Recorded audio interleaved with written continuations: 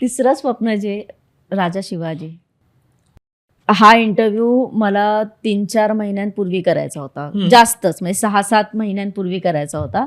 पण यांचे जे मॅनेजर आहे स्वप्नेश, त्यांनी नाही सर बिझी आहेत, सर बिझी आहेत, सर बिझी आहेत, सर बिझी आहेत. म्हटलं काय करतायत सर तुमचे, बिझी आहेत बिझी हे आहेत. बघ, त्यांनाही माहित नसतं की सर काय करताय. हा, नाही तुला कळेल, नाही तुला कळेल कळेल. पण जेव्हा ते कळतं तेव्हा असं वाटतं की नाही हे वर्थ होतं, हा वेट वर्थ होता. तू कुठेच सांगत नाही सोशल मीडियावर तू काय करतोयस जोपर्यंत ते घडत नाही. राजा शिवाजी हे तू कोणालाही सांगितलं नाही की त्या चित्रपटात तू, त्या गाण्यात तू एक भाग आहेस. जेव्हा ते गाणं मी तुझ्यासाठी पण नव्हतं लावलं, म्हणजे मला माहितीच नव्हतं. मी जस्ट म्हणजे अँथम येणार आहे, छत्रपती अँथम, तर मला बघायचं होतं म्हणून मी ते लावलं. म्हटलं 1 मिनिटं, हा सिद्धू आहे. तर हे लपवणं किती इझी आहे तुझ्यासाठी. आणि हे सगळं करत असताना राजा शिवाजी तुझ्याकडे आलं.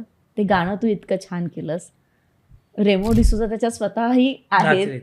बरेच कलाकार आहेत. काय सांगशील? नाही, ते जे न सांगणं आहे ना, त्याची माझी एक भावना आहे. कारण मी हे माझ्या फॅमिलीने मला सवय लावली. म्हणजे त्यांनी मला नेहमी सांगितलं, तू कर, आम्ही आहोत, तर सांगू नकोस काय करतोस, हे आल्यावर कळेल मला. तर मग माझी ती सवय झाली. म्हणजे मी आईबाबांना, तृप्तीला कधी फक्त शूटिंग करतोय, आता ते सिनेमा येतं मी शूटिंग करतोय हे तिला माहिती असायचं.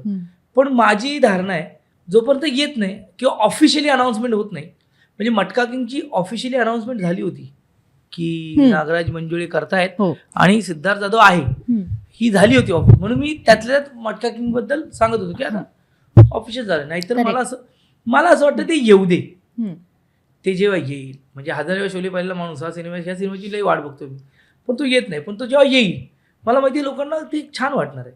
तर माझी ती भावना असते की येऊ दे, आल्यानंतर कळेलच. आणि ते ऑफिशियली असेल तर आपण बोलू. बेसिकली प्रेरणा किंवा स्वप्नेश किंवा माझी जी टीम आहे त्यांनाही माहीत नसतं मी काय करतोय. मी ऑफिशियली कनेक्शन त्यांचं आहे ना, की बाकी सर तिथे आलंय, जरा काय करायचं, 1 मिनिट मी आहे कुठेतरी, सर सांगा कुठे, सांगतो, फक्त सांग नाही आहे, किंवा मग तिलाही नाही सांगत, किंवा समजून नको माझं होऊ दे मग सांगतो. तसं ती एक माझी एक धारणा आहे वेगळी, म्हणून मी सांगत नाही. कारण आल्यानंतर लोकांना सरप्राईज होतं. आणि राजा शिवाजीबद्दल म्हणशील तर मी म्हटल्याप्रमाणे रितेश सर, आणि ते अगोदर एक रोल करणार होतो, तो रोल नाही झाला. आणि तुला माहिती आहे का, रितेश सर किती चांगला माणूस आहे. म्हणजे त्यांनी फोन करून मला सांगितलं की सिद्धार्थजी ऐका, काय होतं आहे की ते एक रोल आहे, पण आम्ही तुमच्यासाठी बोललेला, पण तो आता आपण मी ते सांगत नाही कुठला रोल आहे, आपण नंतर बोलू, काय एवढं ते नाही, ते करतायत. तर मग आता बोलो सर, मग आता आपण गाण्यात तुम्हाला बघू छान. आणि असंही नाही की ते पूर्ण गाणं माझ्यावर आहे, तुम्ही या 2 वाक्य जा, मला तुम्ही हवं, तुम्ही आणि जितेंद्र जोशी मला हवेत, असं त्यांचं म्हणणं असतं. जितेंद्रची पण एक स्टोरी ना, काहीतरी ॲक्टरचं काहीतरी झालं तर जित्या उभा राहिला तिकडे. मला वाटतं रितेश सरांना ती एक वेगळी जाण आहे. म्हणजे मी माझ्या बड्डेला त्यांनी मला तो आयफोन गिफ्ट दिला, की ते वेळचं त्यांचं पहिले डिरेक्शन होतं, आणि माझ्या बड्डेला त्यांनी ती, तर मला वाटतं की मला ना त्यांच्याबरोबर वेगळं कनेक्ट होता येतं. आणि जर त्यांनी मला सांगितलं करायचं तर मी गेलो, प्रवास करून ते केलं. आणि मला ह्याचा आनंद आहे की त्यांच्या स्वप्नात मी मगाशी म्हटल्याप्रमाणे आपण कुठेतरी आहोत ते पाहत आहेत. आणि राजे तुमच्या गाण्यावर कोण नाचायला आवडणार, मी अगोदर खूप नाचलोय त्यांच्या गाण्यांवर, आणि त्यांनी काही गाणं केलं तर मला मी काय बोलतो, राईट टाईम राईट प्लेस.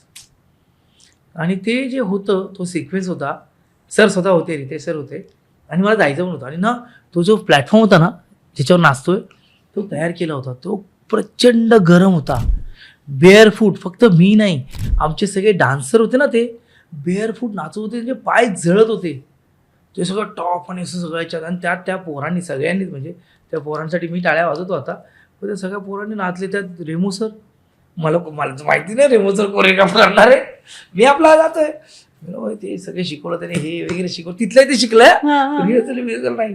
सरांनी एक मिशी लावली अगोदर प्लेन. मला हे बघ काही डोक्यात नव्हतं, आपल्याला जायचं नाही राहायचंय. मग सर आले व्हॅनिटीत, आणि मग सरांनी ती 2-3 मिशा दाखवल्या, हे मिशी चालू, मग डोक्याला बंडाना लावू. कारण तेव्हा काय केलं, केसांचं काहीतरी केलं होतं, काहीतरी झालं होतं, काय बारीक होते, बांधलं त्यांनी मस्त. आणि मग तो डान्स झाला, ते 3-4 सिक्वेन्स झाले सगळे. आणि मग सर म्हणाले की छत्रपती समोर उभे आहेत, मी गाणं लावतो, जस्ट एक इमोशन द्या.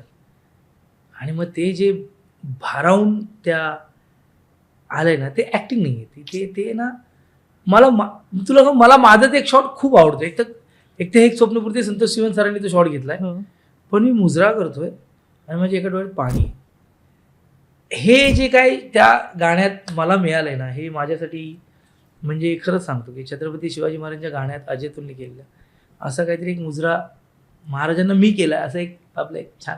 मराठी चित्रपटसृष्टीमधील latest update, original web series, shows, गाणी आणि एंटरटेनमेंटसाठी आमच्या चॅनलला सबस्क्राईब करा आणि बेल आयकॉन दाबायला विसरू नका.